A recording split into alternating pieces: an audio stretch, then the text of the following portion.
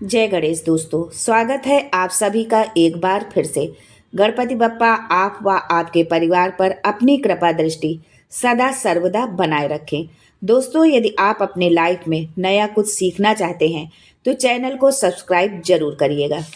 को अखंड सौभाग्य के लिए जो नारी वैधव्य नहीं होना चाहती है, उस नारी को पूर्णिमा का व्रत करना चाहिए। जिसके संतान नहीं है, औलाद का सुख नहीं है, उसे पूर्णिमा का व्रत करना चाहिए।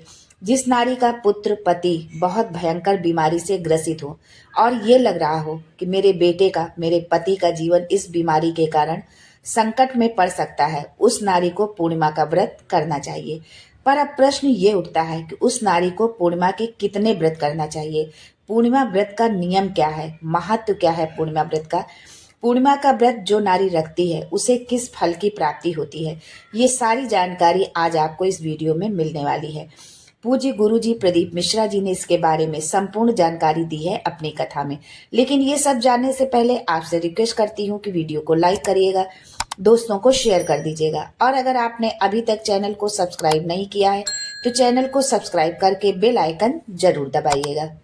दोस्तों, भगवान कृष्ण ने द्वापर युग में माता यशोदा को बताया है कि पूर्णिमा के 32 व्रत होते हैं। नारी वैधव्य होकर ना मरे, उसका पति किसी रोग से ग्रसित ना हो, उसका पुत्र किसी रोग में ना पड़े। अगर किसी माता को लग रहा है कि उसका पुत्र किसी गलत नशे में पड़ गया है, मदिरापान में, मांसाहार में, या किसी भी गलत रास्ते पर जा रहा है, माँ उसको समझा समझा के थक गई है पर वो एक नहीं सुनता। दोस्तों, ऐसी दुखी सभी माताओं से निवेदन है कि आप उसे समझाना बंद कर दीजिए, बस एक काम करना प्रारंभ कर दीजिए। शिव महापुराण के माध्यम से ये शास्त्र कह रहा है कि आप 32 पूर्णिमा के व्रत रखना प्रारंभ कर दो। आप जिस दिन व्रत रखें, रात्रि के समय पर कोई भी मीठा सामान, खीर, हलवा, कुछ भी बनाइए और उसे चंद्रमा की रोशनी में रख दीजिए। चंद्रमा के पूजन और अर्घ देने के बाद आप उसे रख दीजिए जो भी मीठा आपने बनाया है, और उसी सामग्री को पूर्णिमा के दूसरे दिन जो नशा कर रहा है उसे खिला दीजिए। धीरे धीरे खिलाना चालू करिए। जिस नशे में वो डूबा है उससे छूटना प्रारंभ हो जाएगा। 2 पूर्णिमा ही आप करेगी इस उपाय को, आपको असर देखने को मिलेगा। आप करके तो देखो, धीरे धीरे छूटना प्रारंभ हो जाएगा। वो नशे की लत से धीरे धीरे बाहर निकल आएगा। दोस्तों, बहुत सी माताएं पूर्णिमा का व्रत करती होंगी। क्यों किया जाता है ये व्रत, क्या कारण है? भोजन में खीर का होना बहुत जरूरी है। यदि आप पूर्णिमा का व्रत रख रही हैं तो खीर बनना बहुत ही जरूरी होता है। दूध की, कोई ना कोई दूध की सामग्री होनी चाहिए। यदि आप पूर्णिमा का व्रत उठाना चाहती हैं तो ये आप कब से उठाएं, ये भी बहुत जरूरी होता है जानना। तो यदि आप पूर्णिमा का व्रत उठाना चाह रहे हैं तो इसका एक समय होता है। चैत्र महीने की जो पूर्णिमा होती है उसी पूर्णिमा से ये व्रत उठाया जाता है। चैत्री पूर्णिमा या पहली पूर्णिमा मानी जाती है क्योंकि ये वर्ष का प्रथम मास होता है, पहला महीना होता है, इसलिए चैत्री पूर्णिमा को सिद्ध पूर्णिमा कहते हैं, कार्य सिद्धिदात्री पूर्णिमा कहते हैं, मनोरथी पूर्णिमा कहते हैं। इसलिए चैत्र के महीने की पूर्णिमा से पूर्णिमा का व्रत उठाया जाता है। पूर्णिमा व्रत का नियम भी है कि आप एक समय फलाहार करें, एक समय पर भोजन करें, पर भोजन के साथ थोड़ी दूध की सामग्री होना जरूरी होता है। यानी जब आप भोजन करें तो उसके साथ कोई भी ऐसी सामग्री आप बनाएं जो दूध से बनी हुई हो।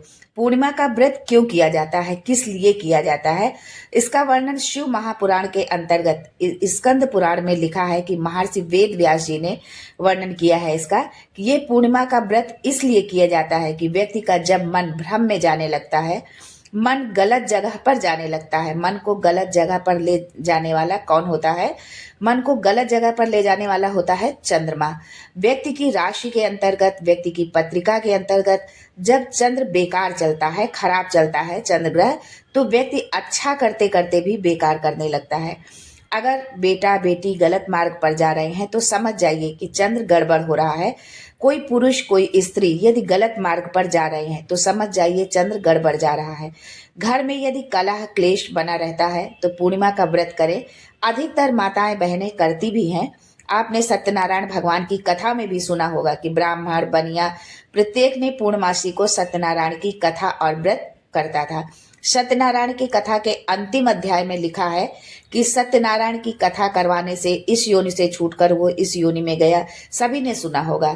बस इतने से ही समझ जाइए कि पूर्णिमा को सत्यनारायण की कथा करने को बोला है। आखिर क्यों?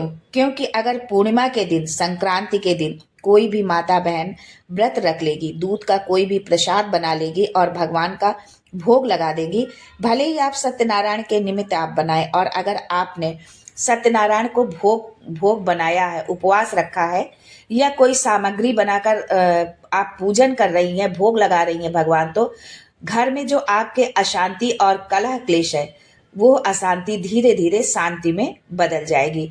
दोस्तों, आज भी बहुत सी माताएं बहनें हर पूर्णिमा को सत्यनारायण की कथा करती हैं। भले ही वो किसी आचार्य गुरु को ना बुलाएं, स्वयं ही कथा पढ़ लें, पूजन कर लें, पर करती हैं क्योंकि उनका मन लग गया है और ऐसा करने से घर में शांति रहती है। दोस्तों, जिसके घर में हर महीने की पूर्णिमा को खीर बनती हो या दूध की कोई भी सामग्री बनती हो, उसके घर में कभी क्लेश नहीं हो सकता। चाहे सास बहू एक दूसरे के सामने क्यों ना झगड़े, वो कहते हैं कि सांप और नेवले की लड़ाई, फिर भी शांति हो जाती है, दोनों में आपस में मिलाप हो जाता है और प्रेम बना रहता है। पर ये आपको प्रत्येक महीने की पूर्णिमा को करना है। ये नहीं कि आपने एक महीने की पूर्णिमा को कर लिया बस, नहीं, आपको ये हर महीने की पूर्णिमा को करना है। ये नहीं कि आप कुछ और बना लें, लड्डू बना लें, चूरमा बना लें, बनाएं, आप कुछ भी आप बनाएं, लेकिन उसके साथ में खीर आप जरूर बनाएं, क्योंकि ये खीर बनानी जो है बहुत ही जरूरी है। दोस्तों, पूर्णिमा से संबंधित ये जानकारी आपको पसंद आई हो तो चैनल को सब्सक्राइब करके बेल आइकन जरूर दबाइएगा। आज के लिए बस इतना ही। दोस्तों, मिलते हैं अगले वीडियो में एक नई जानकारी के साथ। तब तक के लिए श्री शिवाय नमस्तुभ्यम and thanks for watching my video.